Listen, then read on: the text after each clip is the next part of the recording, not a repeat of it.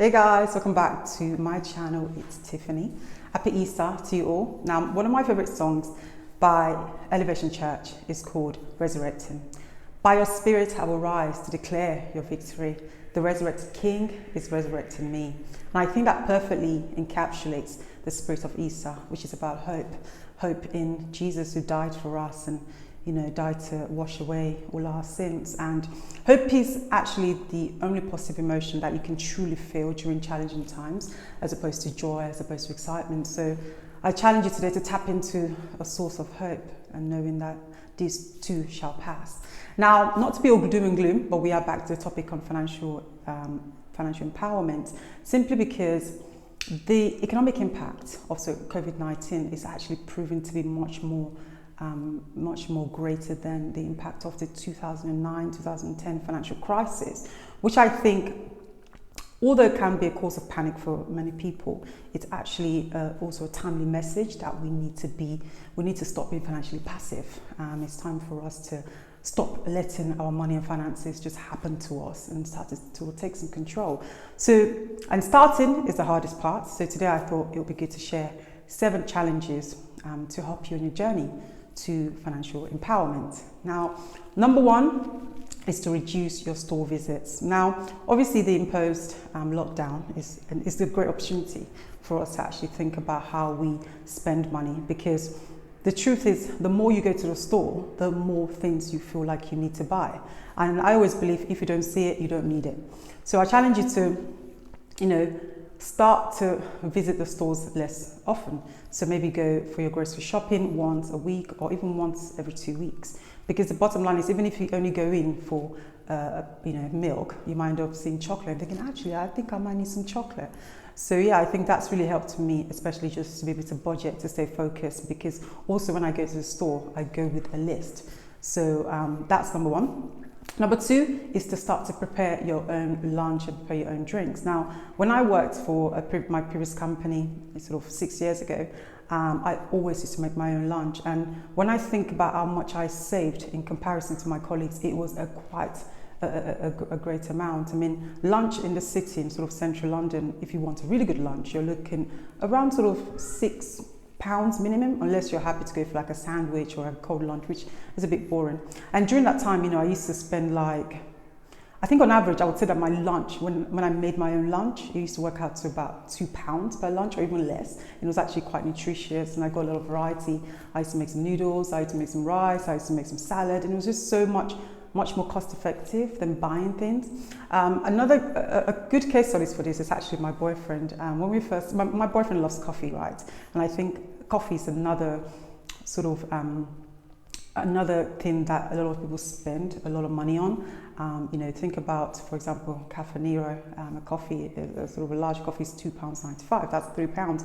If you buy 1 coffee a day in a week, well, Monday to Friday, you're spending £15 on coffee, and in a month, that's £60. In a year, that's £720. I mean, my boyfriend loves coffee, right? So when we first met, he used to, buy coffee quite frivolously. I was like, okay. And there was this really nice, independent, quaint coffee place. He would take me to the weekend and he'd buy me a coffee, buy himself a coffee. And I was like, okay, I'm not going to say anything. But after a while, when I realized I actually really like this guy, I thought, you know what, let me bring him in on this. So I kind of explained to him the economics behind just, buying a coffee every day, as opposed to buying your jar of coffee and making it yourself. And now he's converted and it's great. It saves so much money. You can actually put that money aside for other things that you need.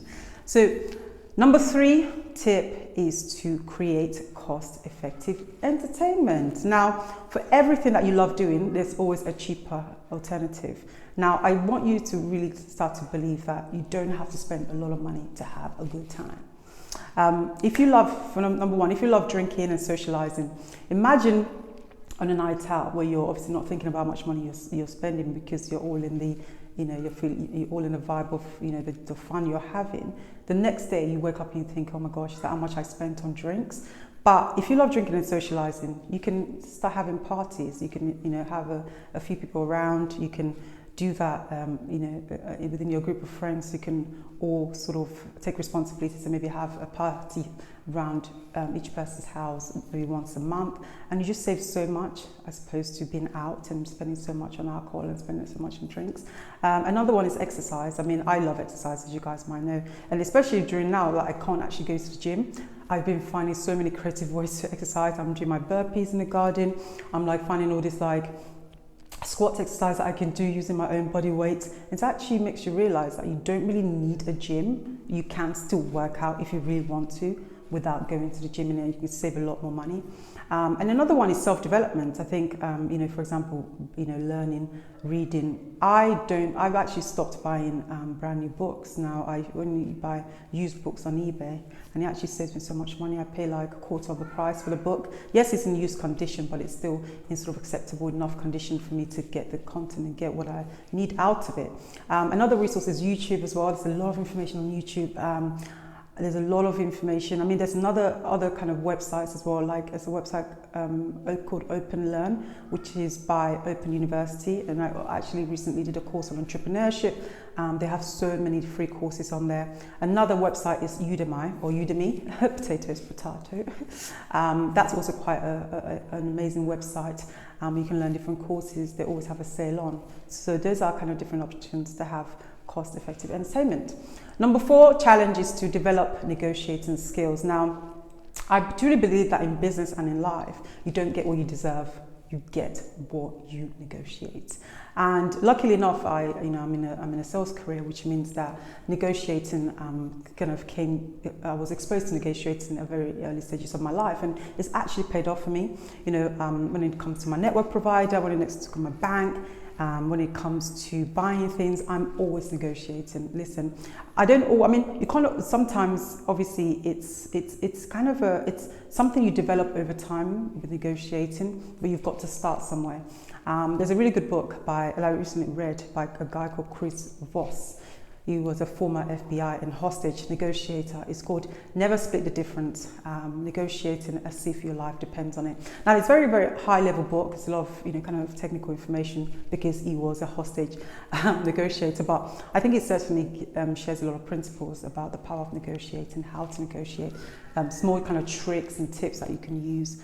But yeah, learn to negotiate, because when you do that, your money will actually work better for you, because the same amount of money, but it will actually go a lot further. Number 5 challenge is to buy for value.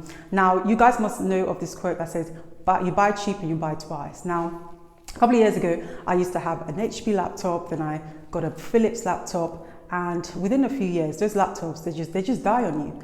Currently, I'm using an Apple MacBook, and I've had it for 6 years, and it still works perfectly like the day I purchased it. And it's amazing how, when it comes to certain things, you must buy the best of the range, simply because it's going to mean that you don't have to replace it anytime soon. So if you're someone who maybe, for example, I run my business on my laptop, I'm always learning on my laptop, I use my laptop every single day. So for me, that's an investment, and it's worth the investment, because then I don't have to, I hardly get any problems in my Apple MacBook. So yeah, think about the things I use every day, the things that are vital to your success, to your progress, and invest in those things. Number 6 challenge is to find an accountability partner. Now, luckily, I have my sister Daphne, who is the master of savings. Daphne is incredible, honestly, guys. She spurs me on, because I'm like, Daphne, okay, how much have you saved? Okay. Oh my God, Daphne's got that much savings. Okay, what can I do this month to add more zeros to my savings? So it's like we actually bounce off each other. Well, I think I bounce more off her than she does on me, simply because she's just amazing at saving. And I'm just like, okay, Daphne's my inspiration. But yeah, no, I think find someone who also wants to save, who also wants something more out of their money, and use them to kind of work together and say, okay, you've got that, okay, how can I get this? And it's almost like it's fun, it's harmless. It's not like it's competitive, but in a fun way, and it actually encourages thinking, if that person can save this much, then maybe I can do better.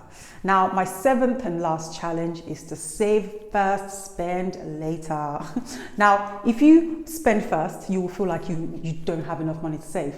But the key thing is, as soon as you get paid, you take a certain amount, maybe 10 or 20% of your earnings, and you put it aside.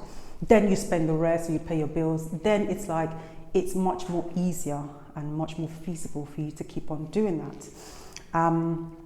Simply because you're kind of setting your priorities, you're putting something aside for your future self, and obviously delaying your gratification as well. Now, another tip that ties well with that is to be careful. Don't try to be over ambitious with your saving, because if you try to save too much at the beginning, then obviously halfway through the month you might panic and be like, I don't actually have enough money. Then you have to go back into your savings. So start small and just sort of allow yourself to build up your savings rather than being over ambitious and then things going wrong and then you feeling bad or feeling guilty or feeling ashamed of yourself and giving up on the whole process.